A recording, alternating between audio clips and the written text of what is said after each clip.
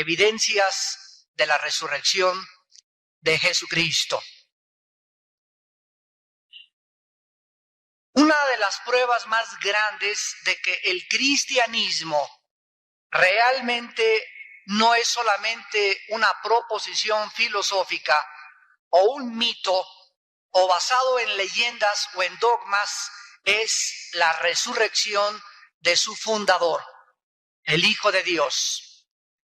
La resurrección de Jesucristo, damas y caballeros, es tan importante que el cristianismo permanece de pie o se derrumba con o sin la resurrección de Cristo.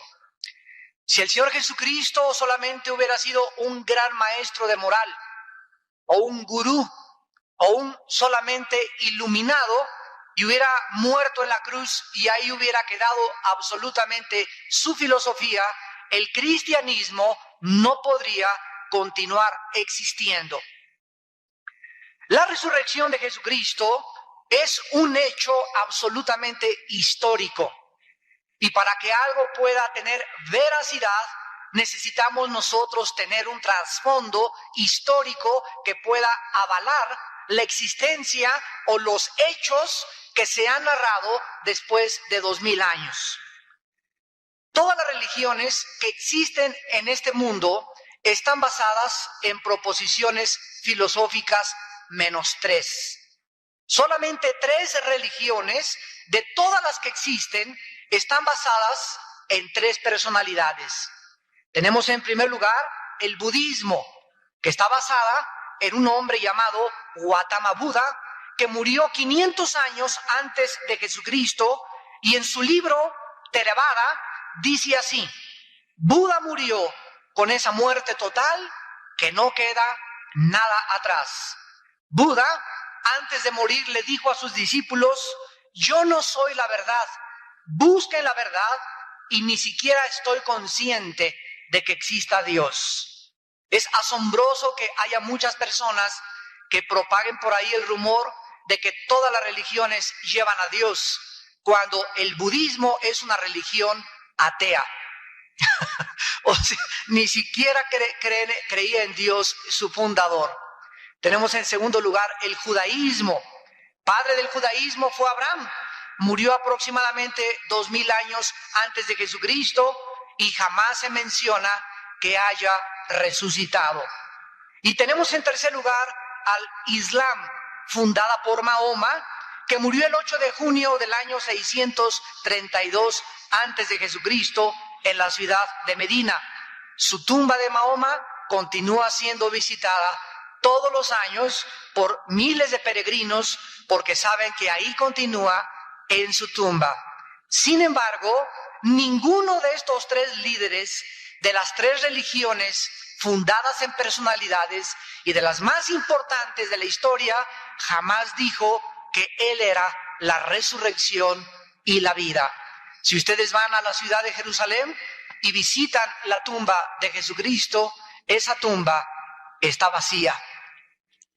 En el Evangelio de Lucas, capítulo 24, versículos del 1 al 7, encontramos en la Biblia el registro de la resurrección de Jesucristo con estas palabras. El primer día de la semana, muy de mañana, vinieron al sepulcro trayendo las especias aromáticas que habían preparado, y algunas otras mujeres con ellas. Y hallaron removida la piedra del sepulcro, y entrando, no hallaron el cuerpo del Señor Jesús. Aconteció que, estando ellas perplejas por esto, he aquí se pararon junto a ellas 2 varones con vestiduras resplandecientes, y como tuvieron temor y bajaron el rostro a tierra, les dijeron: ¿por qué buscáis entre los muertos al que vive? No está aquí, sino que ha resucitado. Acuérdense de lo que les habló cuando aún estaba en Galilea, diciendo: es necesario que el Hijo del Hombre sea entregado en manos de hombres pecadores, y que sea crucificado y resucite al tercer día. Entonces ellas se acordaron de sus palabras.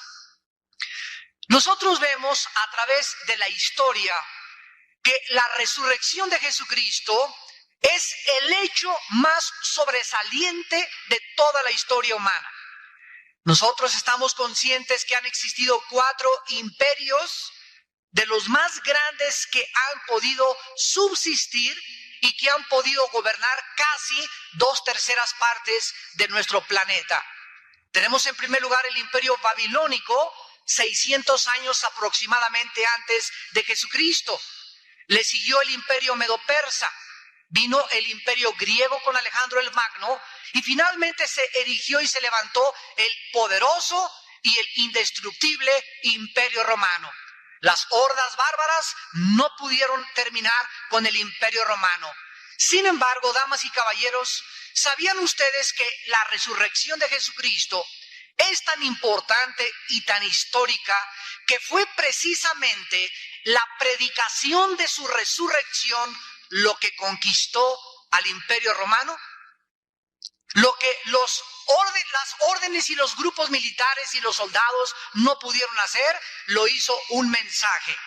Ese poderoso imperio romano fue conquistado porque el Hijo de Dios transformó a 12 pescadores que le comenzaron a seguir y ellos se encargaron de hacer conocer y de poder trascender a toda la humanidad el mensaje de que ese Jesús de Nazaret, muerto en una cruz y crucificado en ignominia y en vergüenza, había vuelto a vivir, trayendo a la humanidad la esperanza de que todos nosotros, si Él resucitó, nosotros también tenemos algún día que volver a vivir.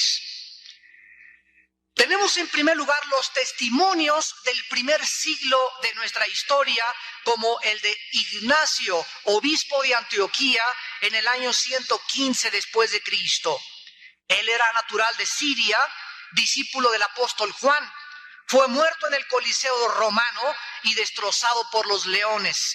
En todos sus escritos menciona la resurrección de Cristo como la base de su fe. Policarpo, 110 años después de Cristo, murió también como mártir y mientras estaba siendo torturado, oró por el gozo de saber que volvería algún día a vivir con el Hijo de Dios. Justino, 165 después de Cristo, filósofo, apologista y teólogo. Después de haber buscado la verdad en todas las religiones y en la filosofía griega, tan de moda en aquellos entonces, escribió en su libro: todos los sistemas filosóficos del ser humano le ofrecen meras proposiciones filosóficas, pero el cristianismo ofrece a través del espacio y del tiempo al Dios vivo y verdadero, interviniendo a través de la resurrección de su Hijo Jesús de Nazaret. Y tenemos, aparte de estos mártires cristianos, a uno de los más grandes historiadores de la época de Roma, que estaba pagado por el Imperio Romano, llamado Josefo Flavio. Él dijo en su libro Antigüedades: la resurrección de Jesús de Nazaret, a quien le apodaban el Cristo, es la evidencia más grande que este grupo llamados los nazarenos, o sea, los cristianos, verdaderamente predican un mensaje transformador. Cuando nosotros vemos a través de la historia que tenemos documentación, que hay escritos, que hay libros que han dicho que han sido transformados por el poder de la resurrección de Cristo, nosotros ahora, el 19 de diciembre de 1999, nos podemos hacer una pregunta. ¿Desde cuándo estamos contando 1999 años? Desde el nacimiento de Jesucristo. ¿Por qué en esta Navidad aún los países ateos celebran el nacimiento del Hijo de Dios? Hay muchos de ustedes que nos visitan y que nos ven a través de la televisión que ni siquiera creen en Dios, pero no van a trabajar del 24 al 30 tal vez de diciembre, porque en sus trabajos les dan vacaciones y ustedes están felices de la vida. Pero Jesucristo no solamente es tan importante para que el mundo entero paralice sus actividades y se basen en el 24 de diciembre para celebrar su nacimiento, sino que además en el mes de abril casi siempre se celebra su muerte y su resurrección. Y tenemos un domingo que se llama el Domingo de Resurrección, un sábado de gloria, donde además el mundo entero también se va de vacaciones. ¿Qué tan importante es este personaje, Jesucristo, que nosotros no nos acordamos cuando murió Buda, cuando murió Abraham? Nadie celebra el nacimiento del Gurú Maharaji. Nadie se acuerda, ni siquiera sabe dónde nació el Dalai Lama. Pero Jesucristo es tan impactante y es el personaje indiscutiblemente más sobresaliente de toda la historia humana, que su nacimiento y su resurrección han afectado la historia en los últimos 2000 años. Nosotros sabemos como cristianos que Jesucristo no nació el 24 de diciembre. Jesucristo nació el primer día de la fiesta del Sukkot, o la fiesta de los tabernáculos, que cae en nuestro calendario a finales de septiembre, principios de octubre, lo que se llama la fiesta de los tabernáculos. Cristo nació el primer día y Cristo murió también en la Pascua. Es la única fecha en abril que efectivamente coincide con el calendario judío del mes de Nisan, que es el primer mes del calendario judío. Así pues, nosotros no nos encontramos en 1999. El calendario judío, que está basado un poco más cerca de los calendarios chinos, el calendario gregoriano y el calendario lunar, están ahorita en el año 5760 aproximadamente del calendario judío. O sea que hay una diferencia en nuestro calendario con el calendario judío de 240 años aproximadamente. Cristo no nació el año 0 de nuestra era. Cristo nació el año 3 o 4 de la era cristiana. Por lo tanto, nosotros nos encontramos efectivamente ahora en el año 2003 o 2004 de la era cristiana. Así que ya pasamos el milenio, ya ni lo celebren. Damas y caballeros, Jesucristo mismo, cuando Él vino a este mundo, antes de morir, continuamente comenzó a preparar a sus discípulos emocional, psicológica y espiritualmente para su muerte y resurrección. Por ejemplo, en el Evangelio de Mateo capítulo 20, versículo 17 al versículo 19, subiendo Jesús a Jerusalén, tomó a los discípulos aparte y en el camino les dijo: He aquí subimos a Jerusalén, y el Hijo del Hombre será entregado a los principales sacerdotes y a los escribas, y le condenarán a muerte. Y le entregarán a los gentiles para que le escarnezcan, le azoten y le crucifiquen, mas al tercer día resucitará. No hay en la historia ningún líder, absolutamente ninguno, que haya anunciado a sus seguidores que Él era Dios, que el que ha visto a esa persona ha visto a Dios, que Él es el que tiene el poder sobre la vida y sobre la muerte, pero más que cualquier otra cosa, decirles con exactitud de detalles: voy a morir y a los 3 días voy a resucitar. Hace como 3 o 4 años, escuché que el Dalai Lama le dijo al Papa Juan Pablo II que él era Dios. Así le dijo: yo soy Dios. Y me gustaría enviarle una carta para decirle que si Él es Dios, que nos anuncie y nos diga cuándo va a morir.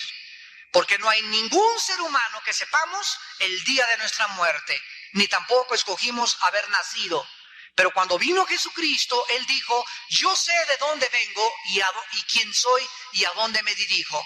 Cristo viene y nos da respuesta a las 3 más grandes interrogantes que todas las religiones y todas las filosofías han postulado. ¿Saben ustedes por qué existen las religiones? ¿Saben ustedes por qué existen las filosofías? Para tratar de darle respuesta a 3 preguntas. ¿De dónde venimos? ¿Quiénes somos? ¿Y a dónde vamos? Tú que en esta mañana no sabes quién eres, es imposible que sepas a dónde vas. Porque si no sabes quién eres, tampoco sabes de dónde vienes. Necesitas saber de dónde vienes para saber quién eres. Y cuando recobres tú tu identidad y descubras que eres una criatura creada a la imagen y semejanza de Dios, podrás comenzar de ese momento en adelante a comenzar a vivir con una vida de esperanza, de plenitud, de propósito y de significado. La resurrección de Jesucristo fue tan impactante en el mundo romano que estos 12 hombres, los apóstoles, que se habían escondido y se habían protegido de la persecución del gobierno romano, de repente cuando fueron llenos del Espíritu Santo, dice en el libro de los Hechos, capítulo 2, versículo 22, se levanta el apóstol Pedro después de que Cristo resucitó y a los judíos que le habían crucificado les dice estas palabras: varones israelitas, oigan estas palabras. Jesús Nazareno, varón aprobado por Dios entre ustedes con las maravillas, prodigios y señales que Dios hizo entre ustedes por medio de él, como ustedes mismos saben, a este entregado por el determinado consejo y anticipado conocimiento de Dios, prendisteis y matasteis por manos de inicuos, crucificándole, al cual Dios levantó, suelto los dolores de la muerte, por cuanto era imposible que fuera retenido por ella. El primer mensaje que el apóstol Pedro lanza al mundo gentil es: ustedes mataron al Cristo, pero Dios le levantó de los muertos, porque la crucifixión de Cristo no fue un hecho al azar, no fue un hecho accidental donde el Padre comenzó a decirle a los ángeles: miren nada más, ya agarraron a mi hijo, vayan y suéltenlo. La crucifixión de Cristo, de acuerdo a la Biblia, es un hecho que fue planeado por Dios desde antes de que Cristo viniera al mundo y desde antes de que el mundo existiera. Por eso a Jesucristo se le llama el Cordero Inmolado desde antes de la fundación del mundo. Pero siempre ha existido en la historia agnósticos, siempre han existido escépticos, siempre tenemos que enfrentar ateos. Y el propósito de estas conferencias es ofrecerles a los ateos, a los agnósticos, a los escépticos, a millones de personas como ustedes que asisten a este desayuno, pruebas, evidencias históricas, científicas, para que ustedes comiencen a valorar y a pensar de una forma racional. Tal vez por primera vez en tu vida vas a comenzar a pensar racional y lógicamente, y tú puedas quedar sin ningún argumento y sin ninguna excusa para poder en esta misma mañana recibir a Jesucristo como tu Señor y como tu Salvador. Entre los argumentos en contra de la resurrección que han esgrimido historiadores y personas ateas, en primer lugar dicen que la resurrección no fue corporal, sino que fue en gases. Este argumento lo esgrimen un grupo de personas pertenecientes a una secta llamados los Testigos de Jehová. Ellos enseñan que la resurrección no fue corporal porque solamente fue en gases. Sin embargo, la Biblia nos enseña en Santiago 2:26 que el espíritu no puede morir. Entonces, ¿qué fue lo que murió en la cruz del Calvario? Jesucristo era 100% humano, 100% Dios. Cuando Jesucristo le dijo al Padre: en tus manos entrego mi espíritu, el espíritu no fue el que murió. El espíritu no podía morir porque el espíritu es eterno. Por eso cuando nosotros hablamos de la inmortalidad del alma, nos estamos dando cuenta de que al recibir a Jesucristo, ¿qué cosa recibimos?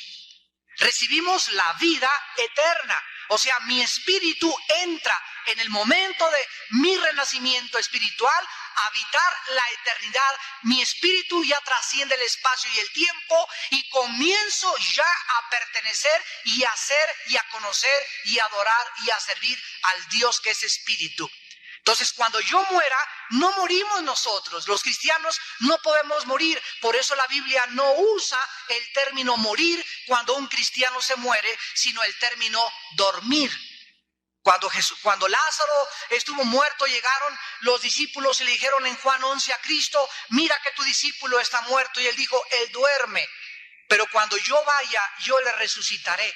Entonces nosotros no podemos morir, muere nuestro cuerpo, que es el envase, la cubierta, la botella donde está dentro nuestro espíritu y nuestra alma, que son lo que Dios vino a morir y a lo que Él quiere que tú le des importancia. Esto de afuera se envejece, nos sale el pelo blanco, las arrugas, y nos hacemos como cascarón otra vez y regresamos al polvo de donde fuimos creados físicamente. Pero dentro de ti hay un espíritu y hay un alma, y la pregunta en esta mañana es: ¿a dónde se irá tu espíritu y tu alma en el día de tu muerte? Jesucristo dijo: he aquí viene la hora cuando todos los muertos oirán la voz del Hijo del Hombre. Los que la oigan volverán a vivir. Si tú no oyes la voz de Cristo en esta vida, si tú no le sigues, como Él dijo: mis ovejas oyen mi voz y me siguen, es imposible que a la hora de tu muerte tú puedas oír la voz del Hijo de Dios. Entonces, esta versión de que Jesucristo resucitó en gases es antibíblica y no puede ser sostenida. En segundo lugar, que los discípulos robaron el cuerpo. Si nosotros estudiamos la historia de Roma, vamos a descubrir que los soldados que formaban una guardia romana tenían las siguientes características. Eran castigados con pena de muerte si abandonaban su puesto. 2. Una guardia romana, como la que cuidó la tumba de Cristo, estaba formada por 16 soldados. Y cada soldado estaba entrenado para proteger 3 metros de terreno. Esta guardia podía detener un batallón entero de 500 judíos. Número 3. Los soldados romanos eran entrenados especialmente para matar al primero que intentara algo en contra de su posición. 4. El uniforme romano de los soldados consistía en un corsé de cuero cubierto con hierro sobre el pecho, un casco de hierro, en la mano derecha una lanza de hierro, en el brazo izquierdo un escudo de hierro también, una espada larga y una espada corta al cinto y una cota de malla dentro de su propia vestidura. ¿Quién se hubiera atrevido a tratar de quitarles algo a una guardia romana? Esto es un argumento absolutamente de carácter especulativo. En tercer lugar, el argumento es que Cristo no murió, que lo vieron en Pachuca comiendo chorizo, que Cristo murió en Cachemira, que Cristo se fue con los lamas, que los discípulos lo recogieron y que se lo llevaron, y que fue la más grande mentira de la historia. Damas y caballeros, permítanme ofrecerles a ustedes el testimonio del doctor Williams Edwards, patólogo de la Clínica Mayo de Rochester, Massachusetts. La Clínica Mayo y el Hospital General de Boston están entre los 5 hospitales mejores del mundo. El estudio que les voy a leer apareció en la revista médica Journal of the American Medical Association, o el diario de la revista de la Asociación Médica Americana, el día 21 de marzo de 1986, y la firman 3 patólogos y 4 cardiólogos. Escuchen lo que dice esta revista respecto a las evidencias científicas y médicas de la muerte de Jesús de Nazaret. Jesús de Nazaret, dice esta revista, fue sometido a 2 juicios, un judío y uno romano. La flagelación le produjo laceraciones profundas, pues los látigos romanos estaban formados por 5 colas con puntas de plomo y de hueso cada uno de ellos. Al enrollarse el látigo en el cuerpo de la víctima y al jalar el soldado el látigo, se le desprendían todos los tejidos subcutáneos, tanto del pecho como de la espalda, a la víctima. La pérdida apreciable de sangre se preparaba precisamente para producir un estado que se llama médicamente choque hipovolémico, o un estado de shock donde hay una discrepancia entre la capacidad de los vasos sanguíneos y su contenido. El hipovolémico es por disminución del contenido, ya sea por la pérdida de sangre o por la deshidratación. Hipovolemia significa disminución del volumen sanguíneo. La hipovolemia disminuye la presión circulatoria, por lo que también disminuye la presión de la sangre que regresa al corazón. El sistema circulatorio puede recuperarse mientras el grado de hemorragia. Anh viết vẫn chưa xong, liệu rằng ngày đó có đến trước, dành khi người mới còn chưa mong như anh từng là người đến trước, khi đắng khi ngọt, hạnh phúc song hành như chén thuốc em à.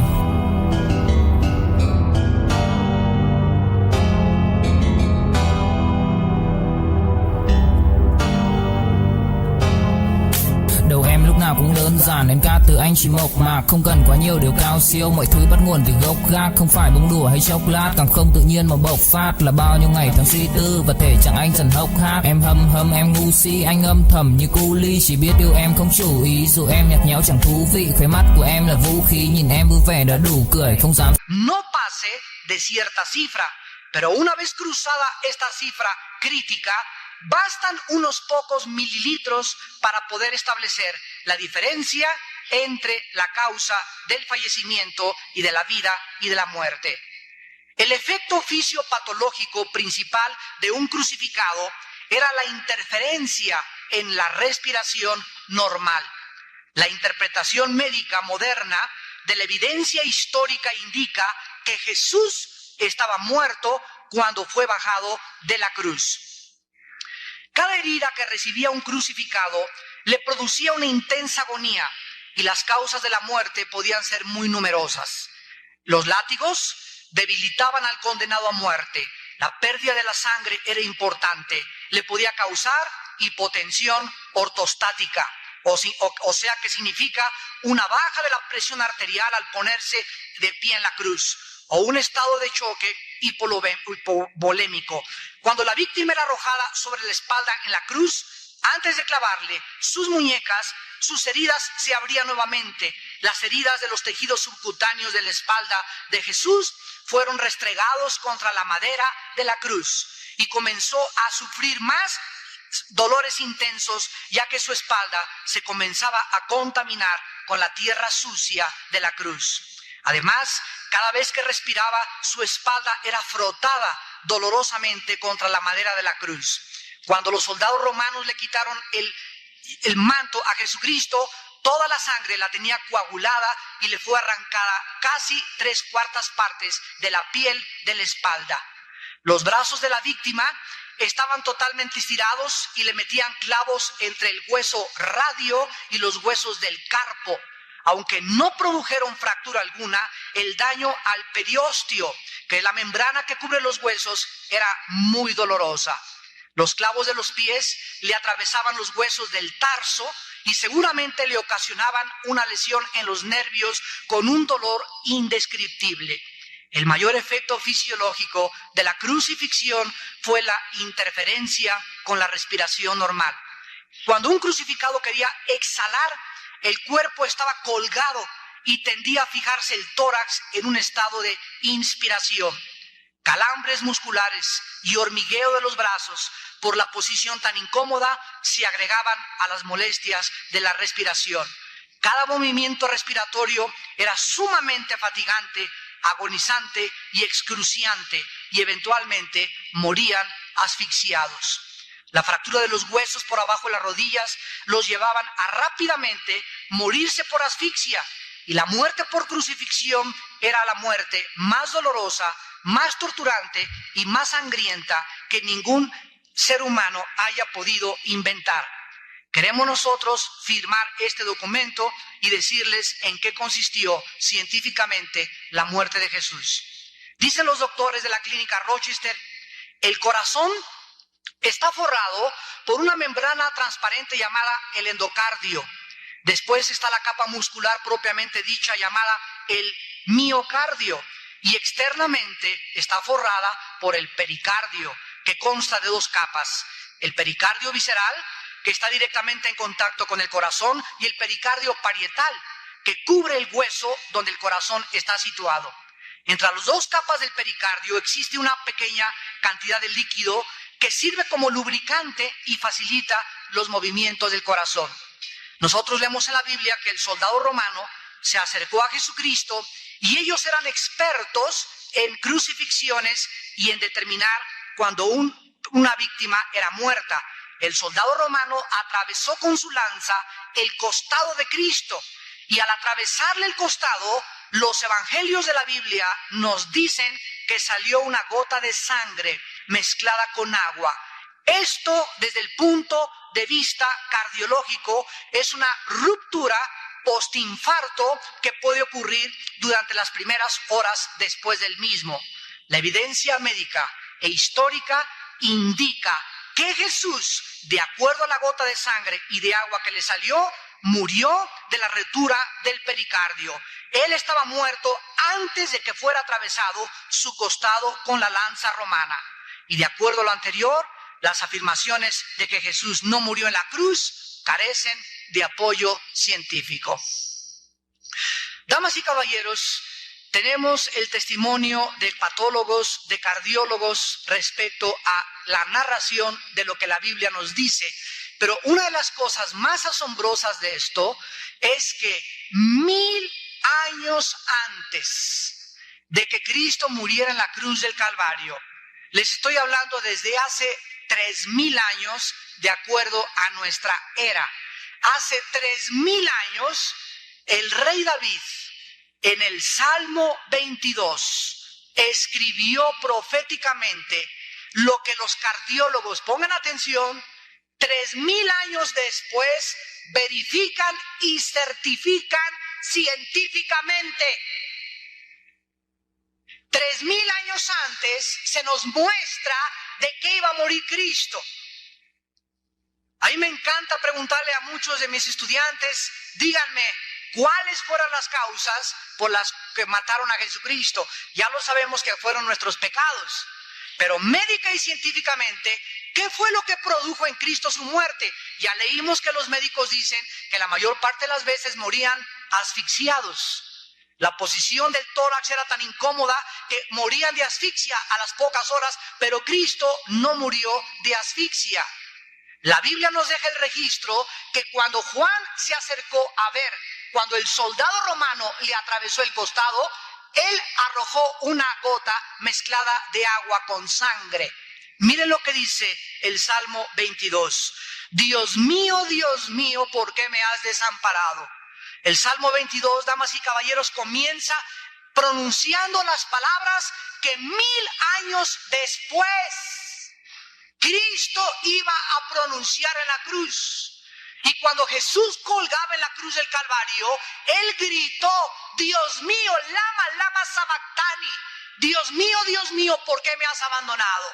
¿Por qué le abandonó el Padre al Hijo? ¿Por qué el Hijo sintió la soledad más profunda que cualquier ser humano jamás ha experimentado en esta vida? Porque algo misterioso pasó en esa cruz. El Padre se separó del Hijo. La Biblia dice que Dios es un Dios santo y que es tan santo que no puede ver el pecado. Y en ese momento los pecados tuyos y mis pecados, dice la Biblia, eran puestos. Él los cargaba, Él los llevaba. Él que no conoció pecado, por nosotros se hizo pecado para que nosotros fuésemos hechos la justicia de Dios en Él. Herido Él fue por nuestras rebeliones, molido por nuestros pecados. Y todo lo que tú merecías pagar y lo que yo merecía pagar, la Biblia dice que el Padre lo ponía sobre el Hijo. La muerte de Cristo era vicaria, que significa en lugar de nosotros, y era un holocausto, era sacrificial, porque Él era santo y pagaba por nosotros que nosotros merecíamos pagar. Porque de tal manera amó Dios al mundo que ha dado a su Hijo unigénito, para que cualquiera de ustedes que en Él cree no se pierda, mas tenga la vida eterna. Cuando Cristo llevaba nuestros pecados, el Padre le abandonó.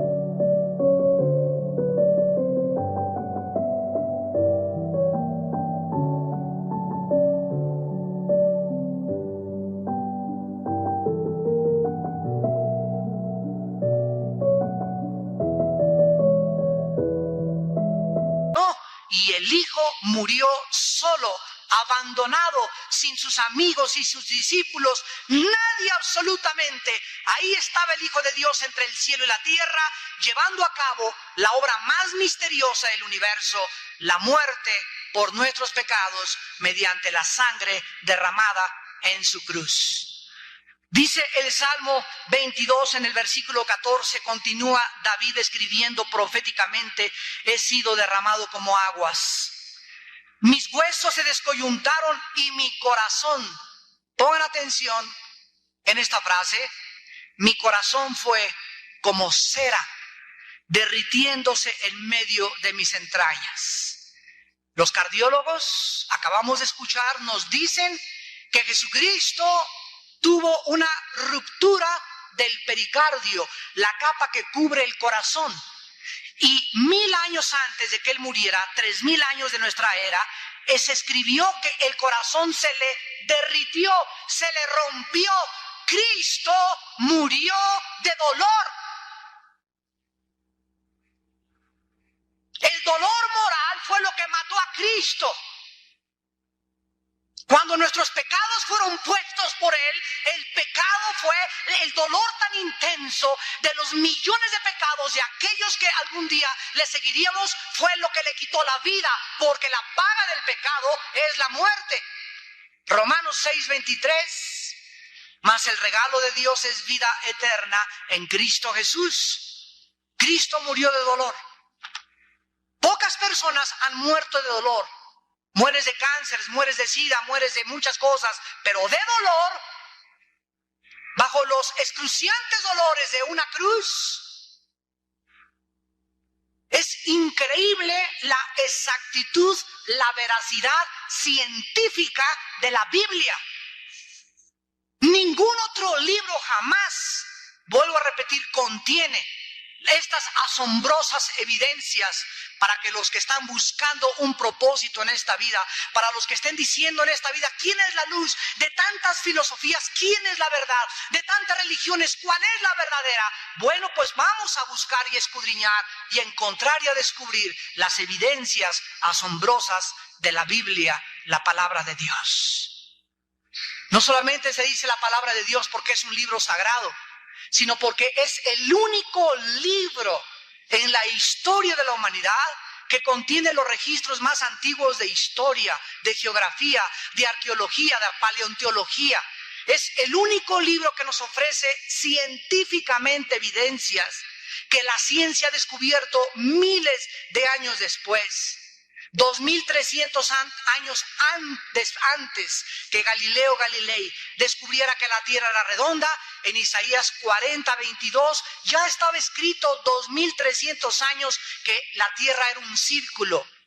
Antes de que se descubriera la proliferación de las bacterias médicamente, el siglo pasado, Dios le ordenó a Moisés que cuando ellos hicieran excremento, los judíos enterraran el excremento en la tierra.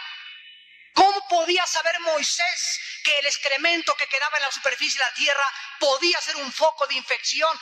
El siglo pasado lo descubrimos, damas y caballeros. ¿Cómo podía la Biblia decir hace 6000 años, en el libro del Génesis capítulo 1, cada cosa que Dios creó fue según su género y su especie?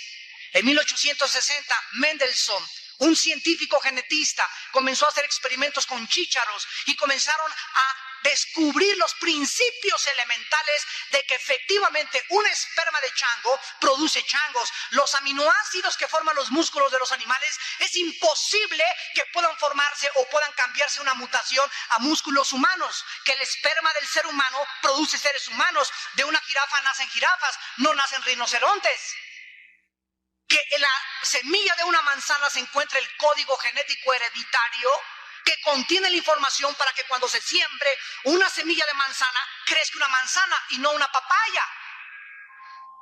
Y esto hace pedazo la teoría de la evolución, la teoría filosófica postulada por Carlos Darwin en este siglo, que se sigue enseñando en las universidades. Y nosotros queremos ir a las universidades a las que nos faltan por visitar y presentarles a los maestros que les enseñen a los alumnos otra alternativa de la vida. Sí se les puede enseñar de Fidel Castro y de Che Guevara y de Adolfo Hitler. ¿Por qué no se les permite enseñar a Jesucristo? Porque lo clasifican como una religión. Tú abres la Biblia y te dicen, es un libro religioso y es un libro más de carácter científico que religioso, porque nos muestra las evidencias que la creación misma nos da testimonio, que los cielos cuentan la gloria de Dios y el firmamento la obra de sus manos. Estamos en un tiempo donde la gente y los estudiantes, mírenlos cómo están, ciegos. ¿Por qué? Porque les han enseñado que vienen del chango, por eso se portan como chita.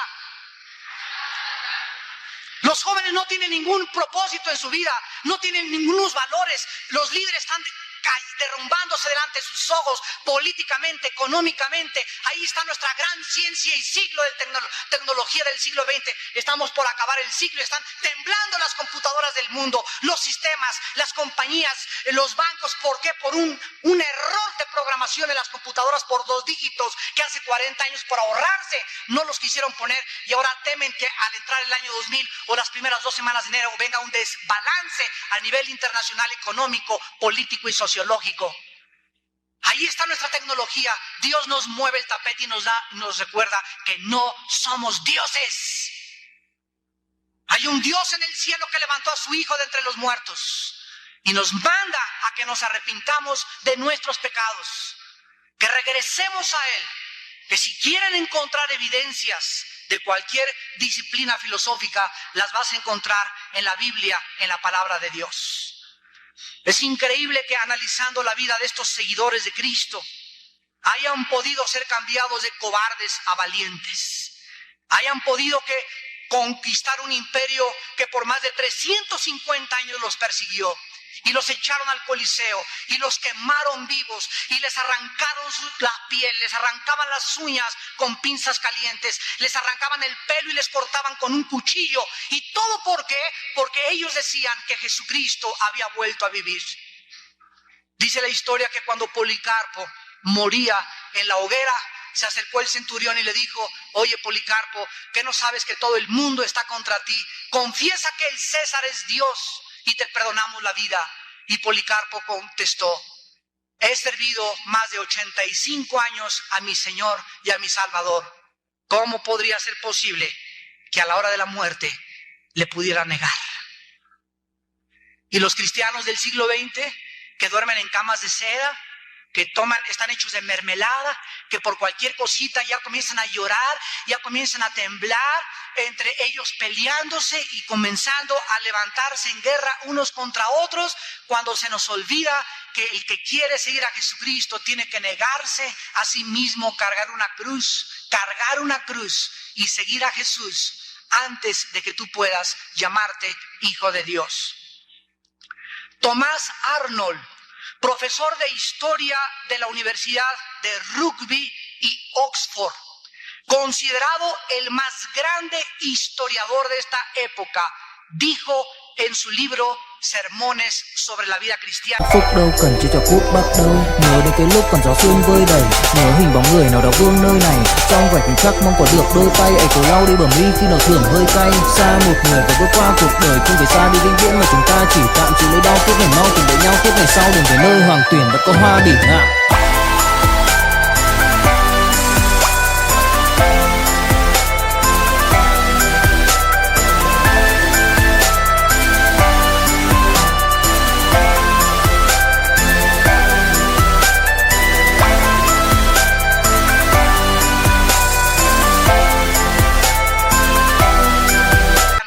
Página 324. No conozco ningún otro hecho en la historia del ser humano. Recordemos que es el historiador más grande de este siglo. No conozco, dijo Thomas Arnold, ningún otro hecho en la historia del ser humano que haya sido probado con tantas evidencias indubitables e irrefutables. Y no está hablando de Juan Diego, como la gran señal que Dios nos dio al haber levantado a Jesucristo de entre los muertos.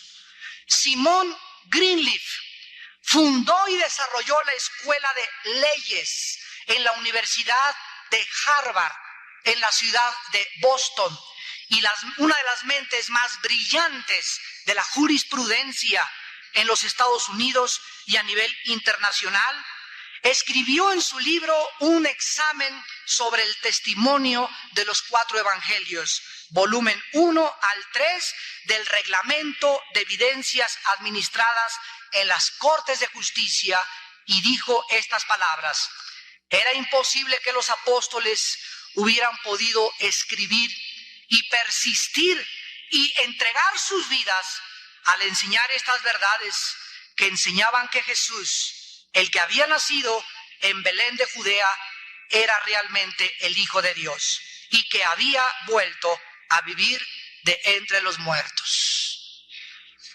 Damas y caballeros, podíamos continuar mostrándoles a ustedes testimonios de grandes historiadores, de grandes genetistas, de grandes sociólogos, pero una de las cosas que han corrido paralelamente al desarrollo tecnológico y científico del siglo XX ha sido el ateísmo.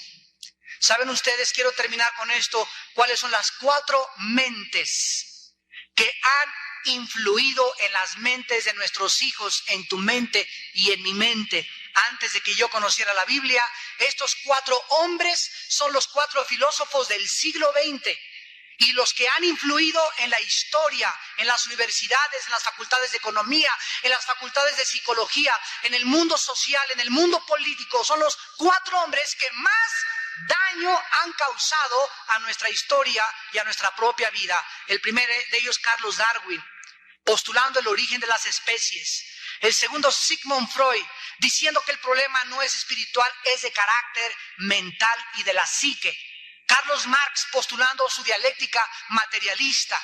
Y Friedrich Nietzsche, el alemán que influyó en Adolfo Hitler y que le hizo creer que podían ellos descubrir una raza aria que sería la que conquistaría el mundo por 1000 años. Y 80 millones de alemanes le creyeron a Adolfo Hitler, influido por Darwin, por Freud y por Friedrich Nietzsche.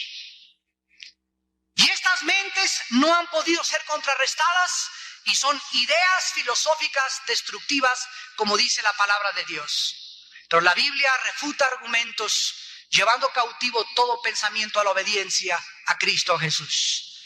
Y tú en esta mañana tienes la alternativa de invitar a Jesucristo a tu corazón por primera vez.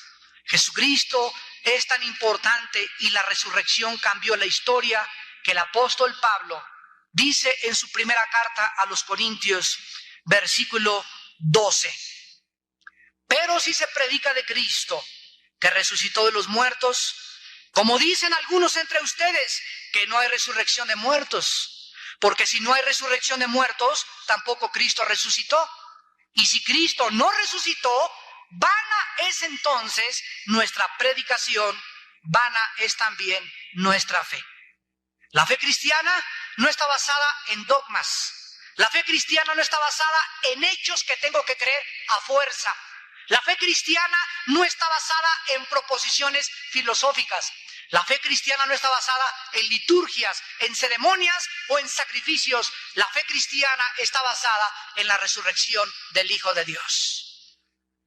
Y cuando nosotros seguimos a Jesucristo, no es una religión la que estamos siguiendo a un hombre que volvió a vivir.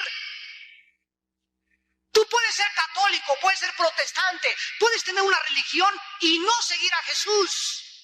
Sigues tu religión, sigues el grupo y el reglamento de reglas que te ha impuesto tu religión, pero tú no tienes una relación con el Hijo de Dios en tu propia vida íntima. No ha cambiado Jesucristo tu vida. Eres solamente cristiano de las 11 a las 12 del domingo.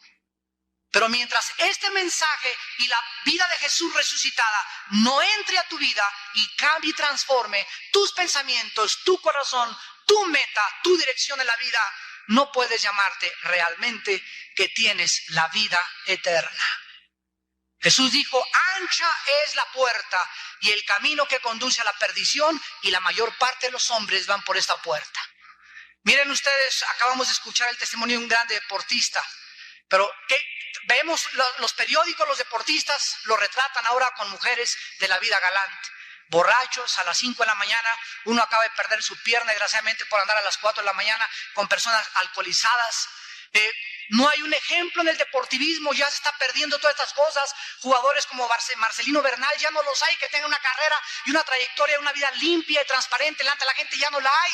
No hay políticos que nos puedan decir, este hombre realmente es un general Douglas MacArthur, un Winston Churchill. Ya no hay científicas, ya no hay en ninguna área, en ninguna disciplina, existen ya ejemplos para nuestros hijos y para las próximas generaciones. El mundo ha sucumbido en su propia soberbia y en su propia arrogancia. Porque Jesucristo dijo, separados de mí, nada pueden hacer. El camino ancho es el camino donde tú haces lo que tú quieres. Es donde nadie te dice lo que tú tienes que hacer. Es donde tú pones tus reglas, donde el hombre se edifica y se pone como Dios. Y ha sido el sueño satánico del príncipe de las tinieblas. Hacernos creer que somos dioses, como nos enseñan todas las filosofías orientales, que tenemos a Dios en el tercer ojo, que pueden salirnos sangre y estigmas. Y la Biblia nos enseña que no todo lo sobrenatural es de Dios. Pero el hombre, por no conocer la Biblia, nada más sale sangre de una persona y creen que ya es Dios. Y la Biblia dice que Satanás tiene el poder de imitar el poder de Dios. ¿En qué camino te encuentras tú en esta mañana? ¿En el camino ancho, donde va la mayor parte de la humanidad, o en el camino angosto? Porque Jesús dijo, angosta es la puerta que conduce a la salvación, y pocos son los que entran por ella. Es el camino donde reconoces que no eres Dios. Es el camino donde te humillas por primera vez en tu vida en esta mañana. Y te das cuenta que tú no puedes seguir siendo esposo, esposa, padre de familia, ni jefe en tu oficina, ni abogado, ni futbolista, ni tenista, ni ninguna otra profesión, si no tienes a Dios en tu vida. Porque no fuimos hechos para alcanzar la gloria sin Cristo. Cuando llegamos allá a la cima y a la gloria, algo pasa que nos descompone, nos echa a perder. Decía Antonino, el emperador romano, el poder corrompe a la gente y el poder absoluto corrompe absolutamente a los seres humanos. Fuimos creados para darle gloria a Dios, para que entendiéramos que nuestra vida está relacionada con Dios y que fuera de ese Dios que se reveló a través del espacio y del tiempo en la persona de su Hijo, tu vida carece de significado y de propósito.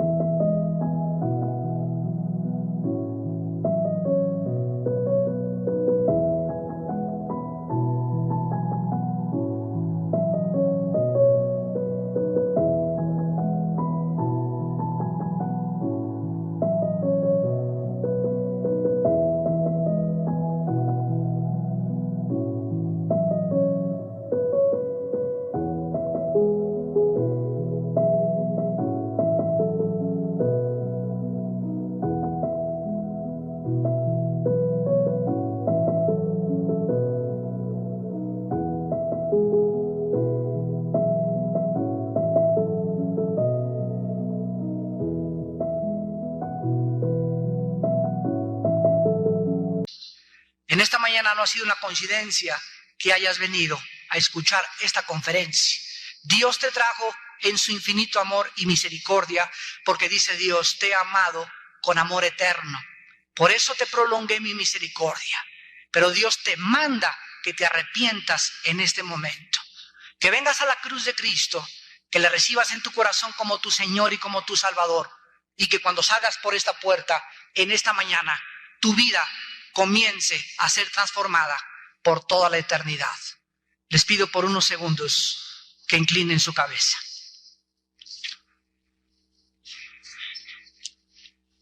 Así con tu rostro inclinado. La Biblia dice, viene la hora cuando todos los que están en los sepulcros oirán la voz del Hijo de Dios. Los que la oyeren vivirán.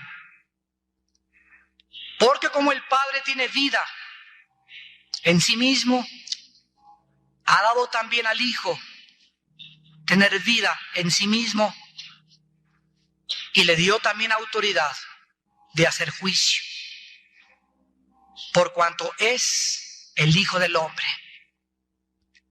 No os maravilléis de esto, dijo Jesús, porque vendrá hora cuando todos los que están en los sepulcros oirán su voz. Los que hicieron lo bueno saldrán a la resurrección de vida, mas los que hicieron lo malo a resurrección de condenación. En esta mañana, muchos de ustedes han venido porque Dios, en su infinita paciencia y eterno amor, te ha traído a que hagas la paz con Él mediante la sangre derramada de su Hijo Jesucristo en la cruz del Calvario. Porque sin derramamiento de sangre no hay perdón de pecados. Dios te manda en esta hora en que tu corazón está preparado por el Espíritu Santo que te arrepientas. Arrepentirse significa cambiar tu manera de pensar. Tú ya no puedes seguir pensando como pensabas antes acerca de la vida